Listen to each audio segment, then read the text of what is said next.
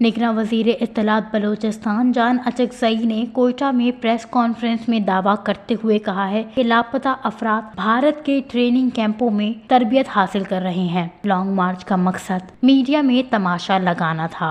नाराज बलूचों के कमांडर सरफराज बंगुल्ज़ई और गुलजार शंबे कौमी दहाड़े में शामिल होने से भारत और पाकिस्तान दुश्मन क़ुव्वतों को बलूचिस्तान में जारी मुसल्लह तख़रीबी कार्रवाइयों में बहुत बड़ा दचका लगा है।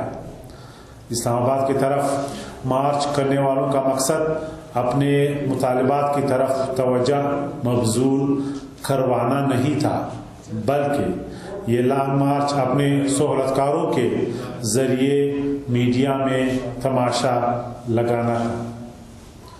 लॉन्ग मार्च में बुज़दिल दुश्मन ने औरतों और बच्चों को इस्तेमाल किया।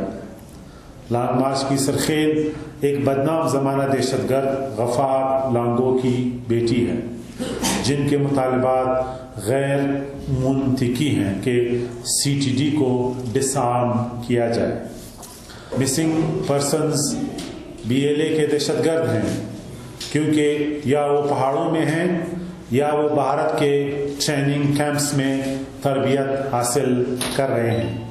चंद मुट्ठी भर अफराद एक एजेंडे के तौर पे तुर्बत से निकले, एक एजेंडे के तौर पे इस्लामाबाद लॉन्ग मार्च किया और कोशिश की कि मीडिया के ज़रिए लोगों के ज़हन को मैनिपुलेट किया जा सके। इनका मज़ीद कहना था कि इस्लामाबाद में मुज़ाहिरीन पर तशद्दुद नहीं किया गया, ना ही लॉन्ग मार्च में शरीक किसी खातून पर तशद्दुद किया गया। लॉन्ग मार्च में दुश्मन ने औरतों और बच्चों का इस्तेमाल किया। दहशतगर्द तंजीमें हथियार बंद होकर रियासत पाकिस्तान से जंग में हैं, बलूचिस्तान को अमन का गहवारा बनाएंगे।